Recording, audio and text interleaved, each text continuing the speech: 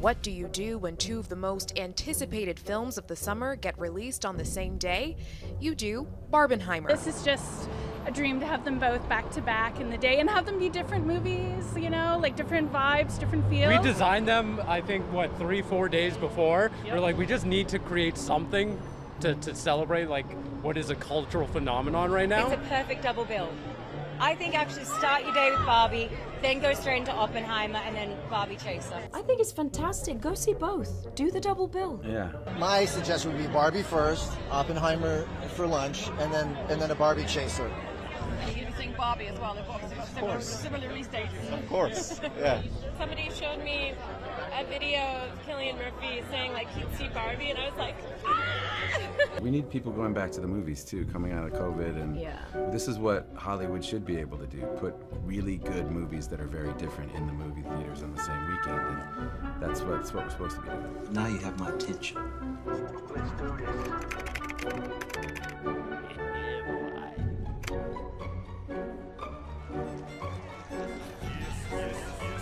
Wiggle my finger, you know, maybe I even stand up and hit a little boogie with it. What's this?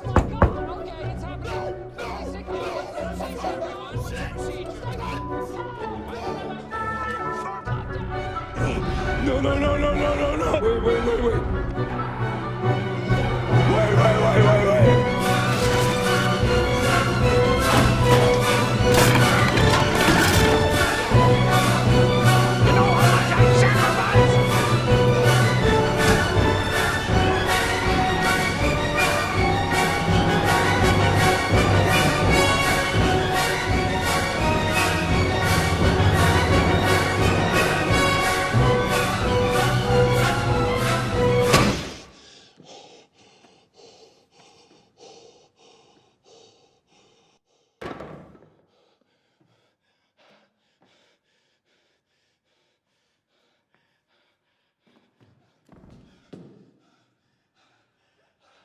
Mr. Daniel?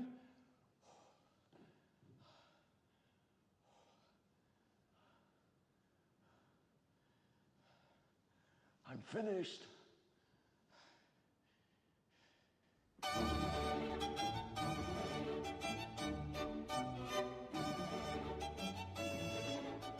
Barbie versus Oppenheimer. This is the latest craze going through cinemas since the one last year, when I got kicked out of my local cinema for wearing a suit to the Minions movie. That made me absolutely fuming.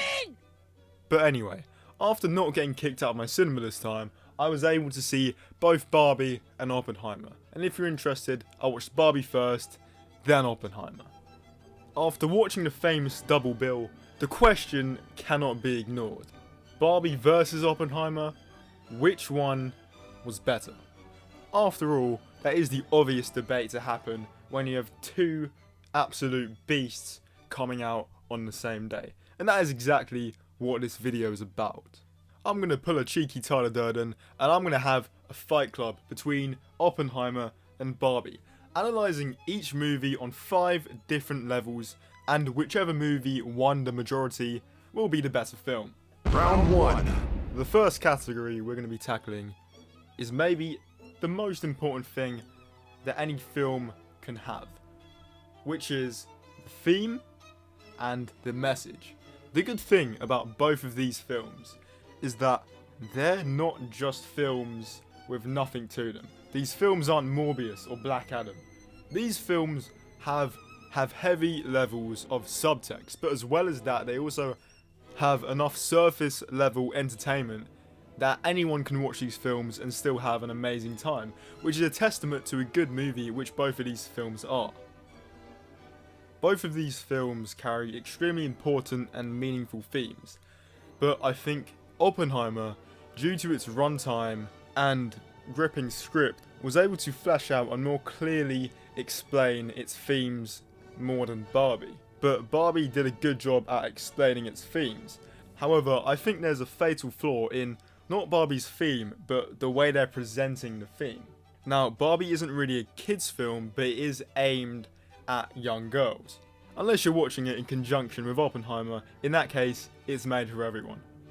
So the key message in Barbie is empowering women, but I'm slightly cautious if the really young children in the audience who this message is for even understand the message, because the way in which the message is explained is a really adult way of explaining it, which I don't really think little kids are going to understand. So instead of that, they're going to take away the more simplistic elements of the Barbie film, which is still okay, but if the key thing is empowering young women, I don't know if a lot of those kids are going to understand even some of the words that they're saying, because they don't have the life experience nor the context to understand it. Which is why I have a little bit of a problem with the way Barbie presented its message opposed to its target audience compared to Oppenheimer, which had a way more straightforward way of telling the audience its theme, which was done amazingly. So that is 1 point to Oppenheimer. Now, of course, we have to go on to acting next. Now, going into both of these films, I was under the impression that one of these films would absolutely smash the other in terms of the acting department. I was right. However, Barbie still had some surprisingly amazing acting in the film, especially from Margot Robbie.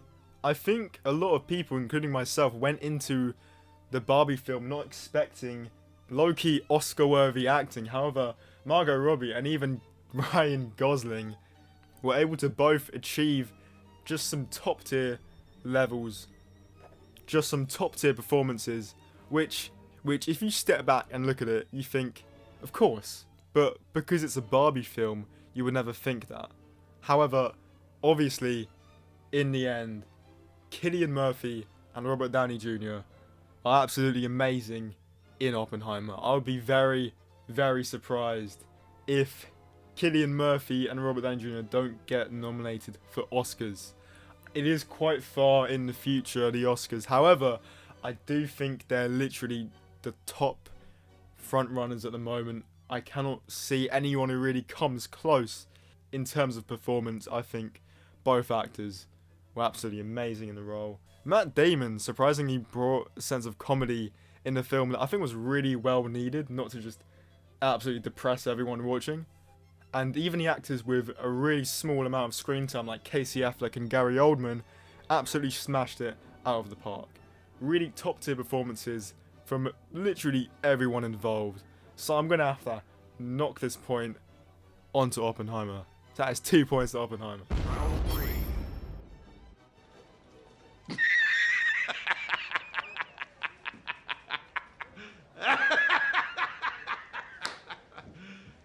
You serious? The work of the director is what makes or breaks both of these films. And in both of these films' cases, they make them. Both of these films are absolutely amazing by all standards. Greta Gerwig's direction and Christopher Nolan's direction are extremely different. Each director takes their story in a supposed different direction to what you would originally expect.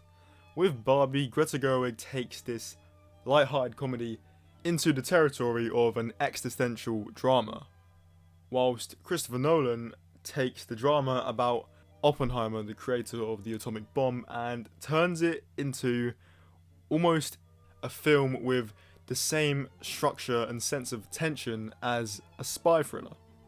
Both directors do an absolutely amazing job with both actors, script, and story. So it would be an absolute disservice to rank one higher than the other. So points go to both Barbie and Oppenheimer. This is the last round! Now, the final round is something that I couldn't really pick. I couldn't pick a single, I couldn't pick sound, I couldn't pick cinematography. I couldn't pick a specific topic. So for the final round, I'm going to be analysing the film as a single experience, an overview of each film, and determining that as the final point. Barbie as a film subverted my expectations immensely. Firstly, I didn't expect Barbie to be as funny as it was. I knew it was definitely going to be a comedy from literally every single photo and video published about it, but I did not expect it to be that funny. And that is definitely a testament to the actors involved, especially Ryan Gosling, who is the GOAT, who absolutely stole the show. I also didn't expect the film to hit as hard as it did and be so emotional. I've seen people on the internet who have commented about the movie saying that it really made them cry and tear up. And going into the film, I thought there's no way. However, coming out of the film, I completely understood. Barbie hits hard, guys. I didn't expect to ever say that, but the movie Barbie could genuinely make you cry. It has an emotionally charged ending, and as a film, it is uplifting, it is emotional, it absolutely stays with you. And on the note of staying with you, Oppenheimer definitely stays with you. Oppenheimer is the kind of movie which, after you watch it, you just sit down by yourself in a room, maybe a cup of water, and you just sit and you just stare into nothing because you're just thinking about Oppenheimer and what you've seen. Few films have done that. The last film to do that to me was The Whale, which you can probably see why The Whale affected me like that. But for a movie to really affect you in that capacity, it needs to first draw you in. And I found with Oppenheimer really draws you in from the first frame. The first frame of the film draws you in, and then you're in. And it hooks you in for almost the whole 3 hours, which is where the flaws of Oppenheimer come into play. Oppenheimer is at least 10 minutes too long. After the big event of the film, which I won't spoil, but if you know anything about Oppenheimer, you can probably guess, there's still a lot of time. There's still a lot of time spent in the film, and because you've just experienced this big event, the rest of the film seems slightly epilogue-y. Like, you're kind of waiting for it to wrap up, but it just doesn't. It's similar to Across the Spider-Verse, where you keep thinking the film is going to end, but it just keeps going. Now, that is slightly annoying for a film to do, because you think you're gearing up to the end, and then you're just sitting there like, but luckily, nearer to the end, there's enough fire still left in the movie that it keeps you invested until the very end. And that is the only minor flaw with Oppenheimer. I think Oppenheimer is a near perfect film. And I've only seen the film once, and I already want to go see this 3-hour film again. And that is a testament to how gripping the film is, how good the film is, and how the film leaves you wanting to analyze it all over again. The filmmaking from Christopher Nolan is masterful, the acting from Cillian Murphy is amazing, and the themes of the film are haunting, they stay with you, and you come walking out of the cinema a slightly changed person once you've seen it. So overall, Oppenheimer is the best film, and holy shit, Oppenheimer absolutely swept the floor with Barbie. Like, I don't think this video was even necessary. I probably should have just said why Oppenheimer is better than Barbie. Hey, you know what though? Both films are absolutely amazing, and if you haven't seen Barbie or Oppenheimer, you should 100% get on that, like, right now, because they are both films that need to be seen. They're both amazing films, and they're both films that just put a massive sense of excitement. They just make you lose yourself in the film you're watching, and they give you an experience which is unlike any other. So, if you're going to take anything away from this video, that would be go watch Barbie, go watch Oppenheimer, and please subscribe to the channel. Thank you very much for watching.